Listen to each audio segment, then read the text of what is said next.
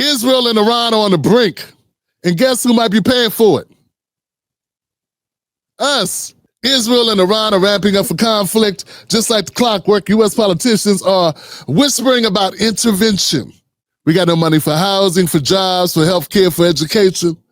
But there's always a blank check for bombs. How many more global fights are they going to fund while ignoring the pain in our own black communities? Don't fall for the distraction. Stay focused. Let's talk Israel and Iran right here on the Tim Black Show. Oh, God. Okay, guys, we got to get off the roof. These are coming down right next to us here. They're coming down. One just about. We got to go inside. Into the ground. It's like a deadly fireworks display over Tel Aviv. Goodness, there was an impact just to the left of us here. Yeah, while they're firing bombs in the Middle East, they're firing teachers in our schools, cutting hospital funding and saying we can't afford no reparations. 1, 2, 3, 4. 1, 2, 3, 4. Keep the people, not the war. Keep the people, not the war. 1, 2, 3, 4. 1, 2, 3, 4.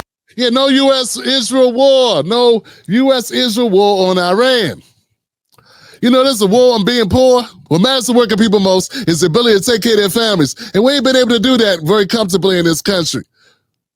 But what we have been able to do as a country is bomb other countries. Breaking news, nearing sunrise in Iran and Israel. A source tells CNN that the president has reviewed Iran attack plans, but he's holding off to see if the country is going to step back from its nuclear program.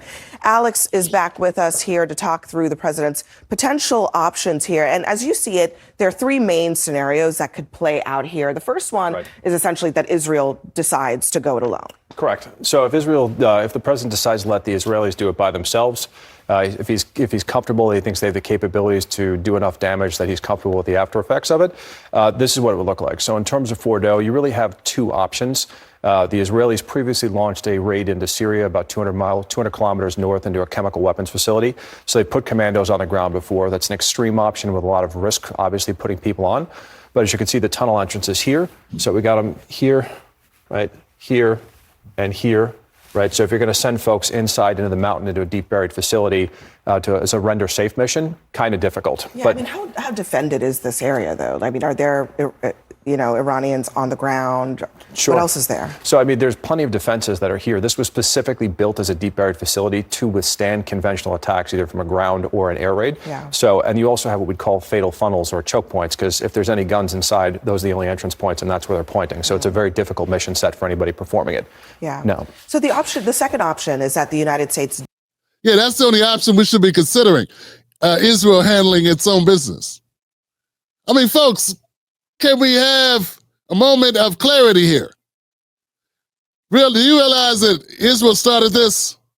Look, Israel says they're going out there, went after Iran because Iran is trying to get powerful, as powerful as Israel, who will not let weapons inspectors come in and take a look at their own arms. So basically, Israel is a humongous hypocrite, and they think they're the only one that can have bombs. Now, don't get me wrong. We had an agreement to keep bombs out of Iran. We did. But Trump and his divine wisdom went against that.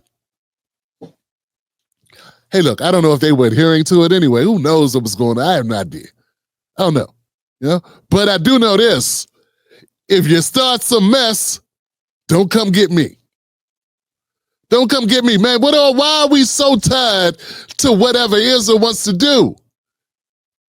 Israel's like that annoying. They're like Fredo in Godfather.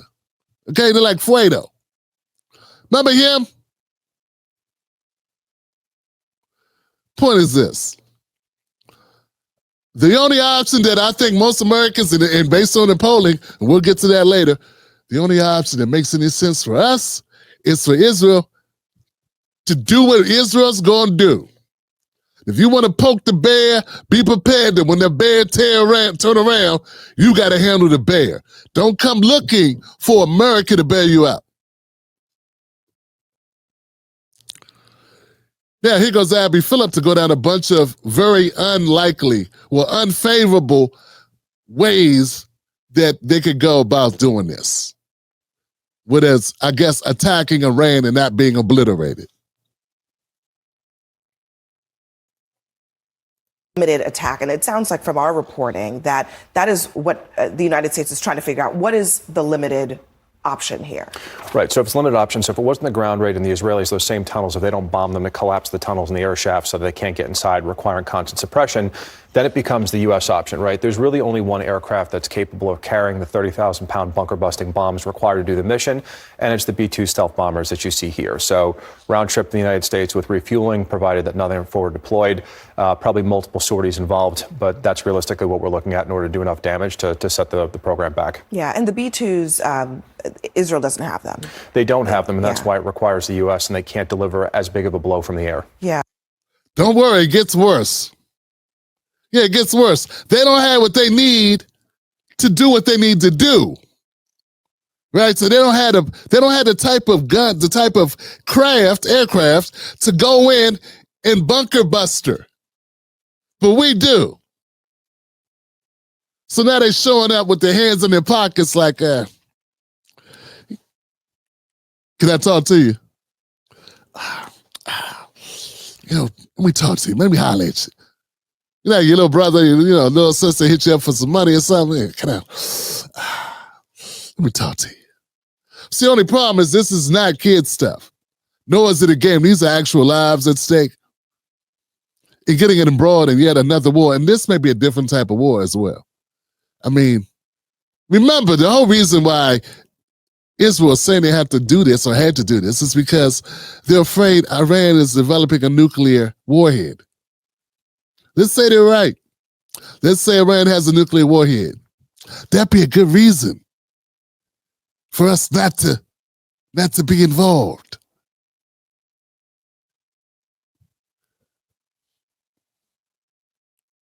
Here's where they really lost me. So talk us through option 3.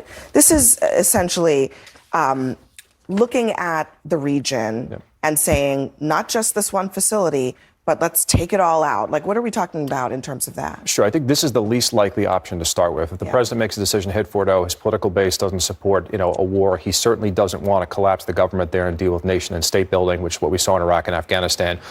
But if we did go in and decide to strike, right, what do the targets look like outside of that? You can see the nuclear facilities here with the nuclear symbols, and then you've got regime targets, and then you've got oil refineries along there, which is really far expanded at that point. It's more likely that would be. But that would realistically probably only happen if they decide to go after U.S. forces in the region. So we have between Qatar, the UAE, we've got major air bases. U.S. Central Command has a forward headquarters at Al Udeid Air Force Base in Doha. We've got major bases in Kuwait. But what's probably the most likely would be the U.S. bases here, outside of Baghdad, up north in Kurdistan, and then here in Syria along the border, which is what everybody's predicting they would try to hit. So the U.S. has been surging assets in. F-22 squadron came in today into the U.K., all kinds of fighter assets and air defense systems to protect U.S. forces that are there. Ships were moved out of the harbors, and aircraft that were not in hardened bunkers have already been moved out. It is very clear the U.S. is preparing for a potential option to strike at this point. And, folks, and remember what he just said here. This would be the most likely situation that would have to be in place for America to get involved unilaterally, that's to jump in, right? And that will require us taking incoming from Iran. This is how you get to a false flag. A lot of people talk about false flags, right? They talk about things that are set up to appear one way, which are schemes or strategic moves they make. They put on a show, right? And they tell you, they give you misinformation and say, this thing happened. Till we find out that's not exactly what happened. Maybe we did it ourselves. I'm not saying that's what's happening. But I'm saying for America to have the support of Americans, not that they care all that much, obviously. One way to Donald Trump, in one way, the powers that be, the military-industrial complex, would get us into this is by, maybe it looked like we got attacked. Like 9/11. No, 9/11. God. Okay, 9/11, okay?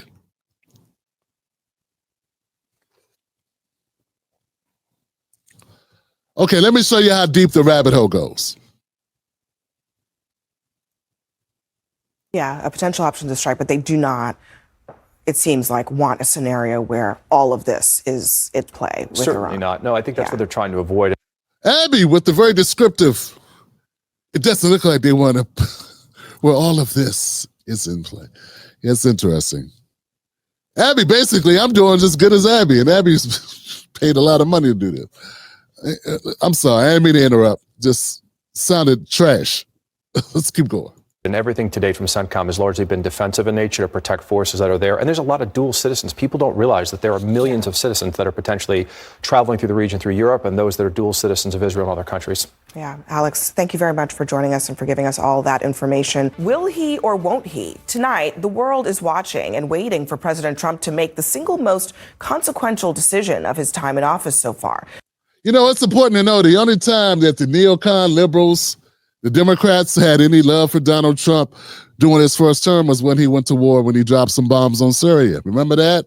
Yeah, that's the only time they was rocking with him. All the other time, he was Hitler, Mussolini, Ayatollah Khomeini or something. That's what they called him. But when he went along and put some money into the coffers of the military-industrial complex, yeah, that's when they rock with him. And that's what's happening again. It's almost a twinkle in the eye of Abby Phillip. And I'm not saying it's, you know, her wish or goal or whatever, but it's things get lighter as they discuss the possibility of America getting involved. This is why I say what I say about our military-industrial complex. Keep listening. Whether he will allow the United States to get involved in the conflict between Israel and Iran. Now, just a short time ago, CNN learned that Trump has reviewed potential attack plans for Iran, but he has not approved them. He is holding off to see if Tehran steps back from its nuclear program. Some say he's holding off to see if they got tapes of him in Epstein's house.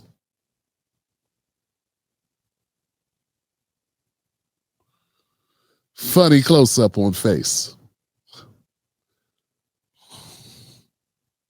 Harrison Ford smirk. Look, folks. Meanwhile, Trump met with his national security team in the Situation Room to discuss the options for U.S. military involvement. And we're told that top officials are now discussing how the U.S. can strike Iran without becoming embroiled in a full-scale war. Meanwhile, Israel and Iran continue to trade strikes, and the relentless barrage enters its seventh day. So here is what Iran is saying if the United States decides to join Israel's attacks. I'm sure they're saying, man, hey, we love you, America. We don't want no smoke. You don't want no smoke. Let us deal with Israel on our own. Mind your business. So we can stay like not destroying the entire country. Well, the entire planet. Sorry. Sure, something like that. Right?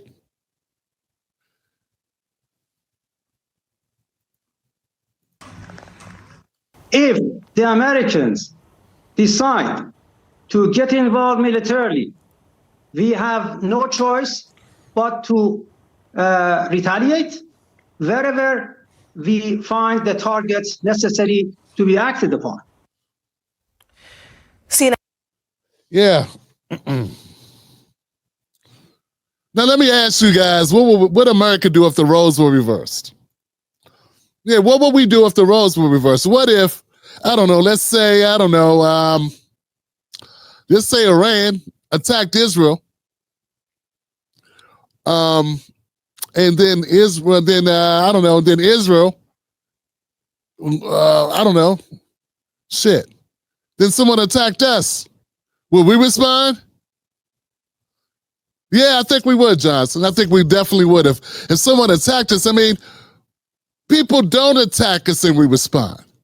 So obviously, what Abby's saying is kooky because there would be no reason on God's green earth or brown earth or any other parts of the earth where if we attack Iran, that they would not strike back in some way. Like, that's what the bombs are for. So, to avoid this catastrophic outcome, this horrific scenario, all we got to do is let Israel finish what Israel started. And let's not leave out the fact that as we speak, Israel is bombing the shit out of Palestinians. And they're in tents, in refugee sites. They're still bombing Palestinians right now to exist. Because they're so afraid of Palestinians, they have to protect themselves from the women and the children and the men with no guns in tents. This makes sense. It does. No, it doesn't. Let's keep going. It's important. Don't tap out now. Here comes Anderson Cooper with the bloopers. And anchor Anderson Cooper is live now in Tel Aviv. Anderson, now that you are on the ground in Israel, what is it like there? Do you get the sense of anticipation for what Trump's decision is going to be and what that might mean for Israel and the region? There's certainly a lot of anticipation here. Just in the last hour, Iran's Revolutionary Guard has said that air defenses have been activated in Tehran. Now, the IDF has all. You know, when you listen to CNN commentators talk, let me connect the dots for you. When you listen to them really talking, when you listen to the words, you realize they're not saying anything. Hey, Anderson, do you get a sense that people in Israel care if they get obliterated off the world stage? Yeah, I do get a sense that people are a little concerned about the bombs that are falling. That's what all the money's for. Folks, connect the dots, man. These people are paid to shovel propaganda. It's definitely not for insight. I mean, also in the last hour put out a warning to Iranians in 2 areas around Tehran to evacuate because of strikes that they are going to be conducting. There's no word yet on what the latest targets might be from Israel. Earlier today, the Israeli Air Force said that 25 fighter jets had hit more than 40 targets in western Iran. They're talking about missile storage sites, military personnel, missile launchers as well. Israel continues, Abby, as you know, to dominate the skies over western Iran and seems able to take their time selecting out new targets, searching for new targets, and hitting those at will. Now, at the same time, Iran's ability to launch missiles here into Tel Aviv and elsewhere into Israel seems to be greatly reduced. Today, there have only been 2 warnings that have gone out to residents here in Tel Aviv to seek shelter. We've gone down to the shelters twice today. That's a lot less than in prior days. No reports of any fatalities as a result of those attempts by Iran. It is just past 5 a.m. here. Dawn is just starting to break, and once again, residents here are going to be waking up wondering what this next phase of the conflict will bring and what will President Trump decide to do. Yeah, I mean, the entire world waits. And I know, Anderson, you've only been on the ground for a short time now, but what is life like in Tel Aviv? I mean, are people able to go about their lives? I mean, we've seen a lot of our correspondents and anchors having to go into stairwells and bomb shelters as these sirens have gone on. But are people able to do other things? You know, it just, I mean, to me, it gets very frustrating when I hear this type of talk. And I'm not blaming every person, every citizen of Israel for this, because I don't think they control what their government does, but I'm just saying, Johnson. Israel attacked Iran, not the other way around.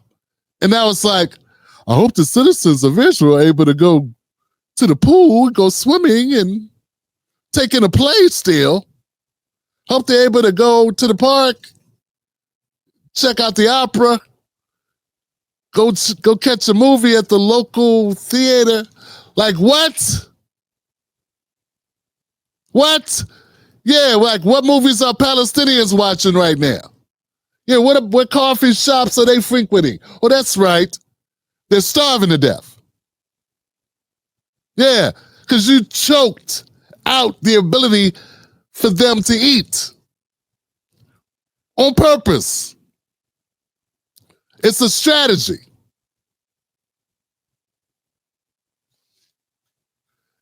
More dots to connect. Let's go.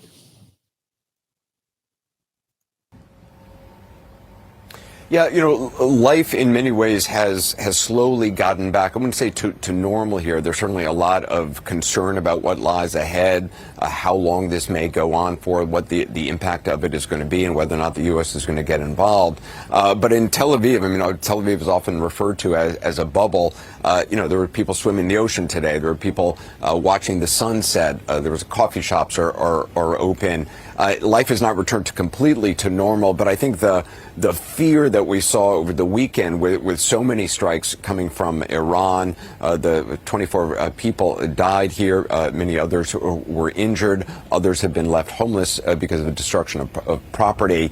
I think the stress levels have reduced. It's become a little bit more normal, and the 2 times that we went down to bomb shelters today, there wasn't a lot of fear from people. There was concern, of course. Nobody likes to do that. Some people were in their bathrobes. They'd just gotten out of the shower when the air raid warnings went off. They had 10 minutes to get down to the bomb shelter, and then shortly after got the all clear. So while there's a lot of concern and a lot of stress, and there's a lot of people who would like to leave and more Israelis who would like to come back, the commercial airspace is still closed. Life is slowly getting back to some semblance of normal. Restaurants aren't fully open. The life of the city is not continuing, but it's certainly better than it has been in the last several days. Anderson, thank you very much for all of that. Anderson Cooper in Tel Aviv. It's been an interesting day, to say the least, for President Trump. As he's weighing this potentially presidency-defining decision, he was actually on the White House lawn this morning overseeing a construction project. But while he was there, the president had this extraordinary warning for Iran. Unconditional surrender. That means I've had it. Okay, I've had it. I give up. No more. Then we go blow up all the all the nuclear stuff that's all over the place there. That's right, folks. While Black Americans are sitting here wondering if we can get our communities to have clean water, do you realize that Flint, Michigan, last month, May 2025, the EPA finally ruled that the water in Flint, Michigan won't kill you? 9 years later. It took 9 years for a U.S. city to get water that was drinkable. But no, you know what we focused on? We focused on how much money we should get involved, how much money, lives, and futures we want to offer up for a mess that Israel started with another country nearby. Because that country may have nuclear power similar to the power they have, that they don't want anybody to know they have. They won't let inspectors come look at what they have. But they want to stop Iran for having that. So that's where we are. Black Americans, no clean water, no good schools, no real investment. Racial wealth gap still very lopsided, hasn't closed. Regardless of what Democrats tell you about what's happening with Black America, we're still on the bottom of the bottom. Meanwhile, we're fighting a battle with the immigration, a battle against the propagandist media. And all of this while we deal with sellout after sellout throwing us under the bus on our own side of the ball, choosing the corporations over the people, and not giving us a true difference between Republicans and Democrats. And I don't know what. Trump was supposed to be the president of peace. Now he's actually considering this.